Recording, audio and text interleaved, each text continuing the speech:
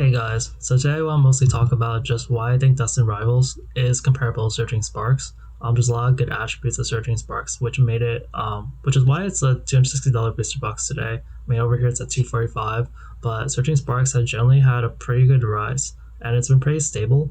Around 260 mark, it's like the most expensive, squad booster box aside from Destined Rivals right now, and I feel like Destined Rivals could have been a little better, but there's definitely a lot of good comparisons of what made Surgeon Sparks a good set that I think will happen in Destined Rivals. The pull rates might kind of vary, but as far as chases go, it definitely has the chases to make it definitely one of the better sets compared to Journey Together, which I have a feeling a lot of people are going to compare Journey Together to Destined Rivals, but there's not really a good comparison for that.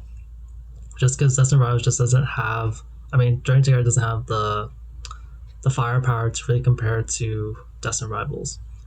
If you're here looking for a restock and stock update, I guess I'll just go do those real quick. So there weren't a lot, but this is from Best Buy, some online pickups, some more skateboard videos. This picture of Target with some restocks. I can't really tell. It's a bunch of sleeve blisters. I actually see some bundles over there and some joined together.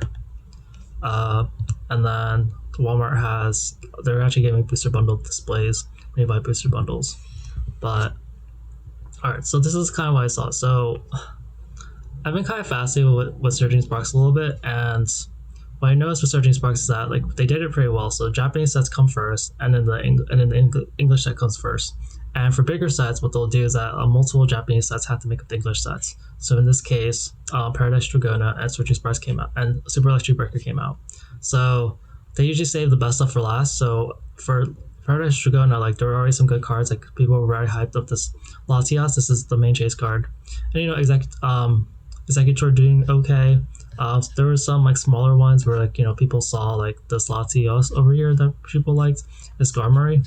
But as far as what's what's in Surging Sparks right now that's really expensive, it's like these two cards. And then people were like, okay, I don't know, because everyone's always a critic. And then the Super Electric Breaker came out, and we saw the Pikachu, which is the main chase card. I kind of thought it was like okay, but I guess people really liked it. And there's Milotic, Hydreigon, those are the big ones.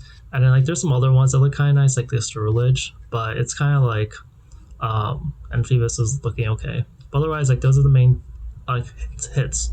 And a lot of these are pretty popular Pokemon. Latios, they're pretty popular. Second is kind of okay. Milotic, Hydreigon's pretty popular, Pikachu's pretty popular. So you have like 5 Pokemon that are really popular and doing really well.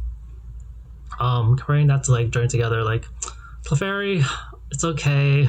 Bellabolt's okay. I think Zoroark is pretty decent and Salamence, but this set pretty much just has like Zoroark and Salamence as far as like Pokemon that are normally good chase cards, and they're like kind of okay. Like the arts, they're kind of okay. They had some other ones like Articuno and Restaurant that helped make up for it.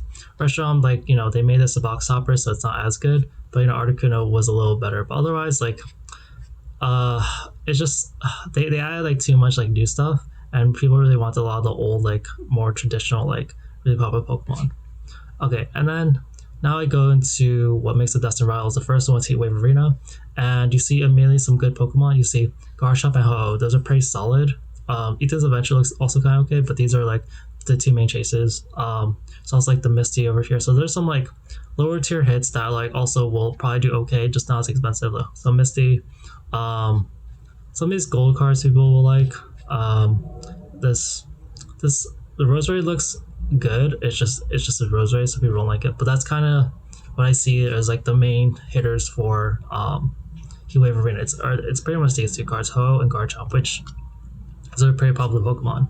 And then you get to Glory Team Rocket, and then the main two ones, the obvious, which are Mewtwo and Moltres. So you see, like compared to Surging Sparks, it's like 4 to 5. Like I think Destined Rivals has like 4 really really good cards, like that are really like hyped Pokemon. Mewtwo, Moltres, Garchomp, and Ho-Oh, and then Surging Sparks had Latios,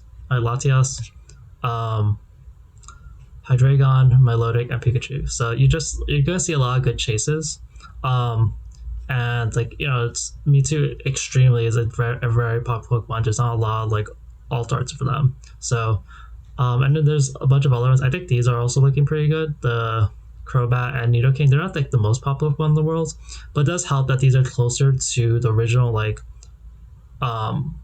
like the original like 151 or like the top 200. Like Crobat's kind of the top 200, but it's all similar. It's like it's an evolution of like Zubat and Golbat, which are in the original. Nidoking's a very old Pokemon. Moltres, these are all like an original 151.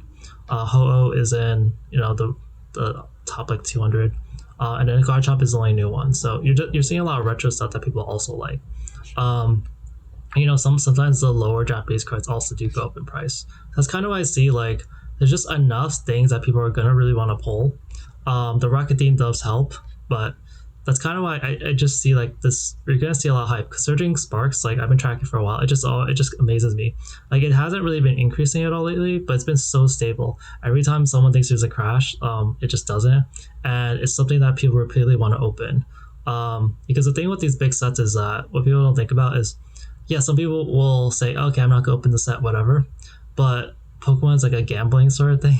So a lot of people like they're not gonna be able to achieve the chase cards they want, and eventually they're gonna give in and buy the card. That's why the prices keep going up. That's why Ripper Shippers happen, because people are just gonna keep trying to gamble over time. Like, oh, I'm done with Surging Sparks. No, actually, give me one more Booster Box. Give me one more. Like, you have a few Sleep Packs. Let me get a few more of those, and that's what will keep the price up. I think that's what will happen with Destined Rivals. Alright, that's it for today's video. Thanks, guys. Bye.